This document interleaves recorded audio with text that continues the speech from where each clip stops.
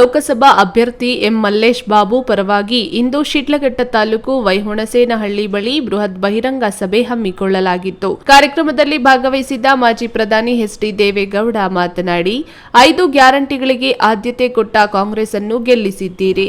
ಆದರೆ 25,000 ಕೋಟಿ ರೈತರ ಸಾಲ ತೀರಿಸಿದ ಕುಮಾರಣ್ಣನ ಜನ ಕೈ ಹಿಡಿಯಲಿಲ್ಲ. ಪಂಚತಂತ್ರ ಜಲಧಾರೆ ಯಾತ್ರೆಗೆ ಜನ ಸಪೋರ್ಟ್ ಮಾಡಲಿಲ್ಲ ಎಂದು ಬೇಸರ ವ್ಯಕ್ತಪಡಿಸಿದ ಅವರು, ಎತ್ತಿನಹೊಳೆ ಯೋಜನೆಗೆ ಮಾಜಿ ಸಿಎಂ ಜಗದೀಶ್ ಶೆಟ್ಟರ್ 8,000 ಕೋಟಿ ಮೀಸಲಿಟ್ಟಿದ್ದರು.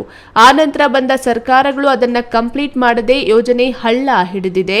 ಈಗ 23,000 ಕೋಟಿಗೆ ಏರಿದ ಯೋಜನೆ ಕೇವಲ ಪೈಪುಗಳನ್ನು ಅಷ್ಟೇ ಜೋಡಿಸುವ ಕೆಲಸದಲ್ಲಿ ನಿರತವಾಗಿದೆ ಎಂದರು.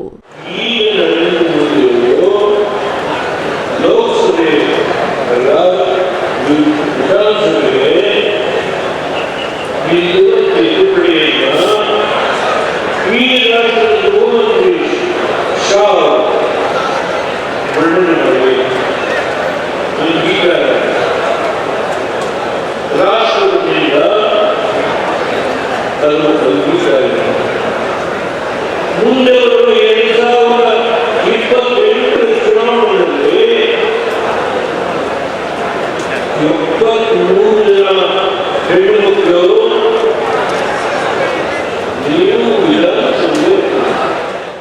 ನಾಳೆ ಚಿಕ್ಕಬಳ್ಳಾಪುರಕ್ಕೆ ಪ್ರಧಾನಿ ಮೋದಿ ಬರ್ತಾರೆ.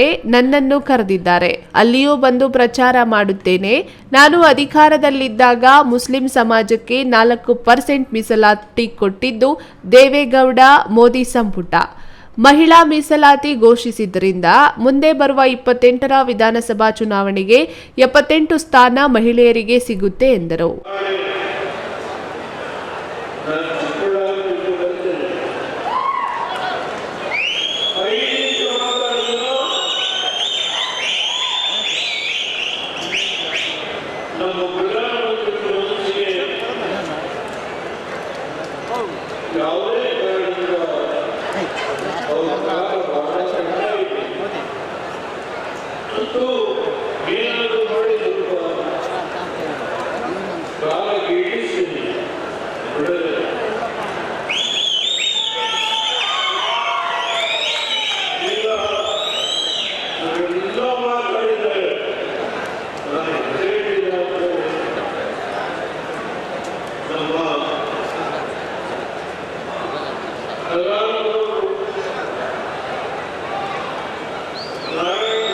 ಬಾಗಿಲು ಶಾಸಕ ಸಮೃದ್ಧಿ ಮಂಜುನಾಥ್, ಅಭ್ಯರ್ಥಿ ಮಲ್ಲೇಶ್ ಬಾಬು, ಶಿಡ್ಲಘಟ್ಟ ಶಾಸಕ ರವಿಕುಮಾರ್ ಸೇರಿದಂತೆ ಮತ್ತಿತರರು ಹಾಜರಿದ್ದರು.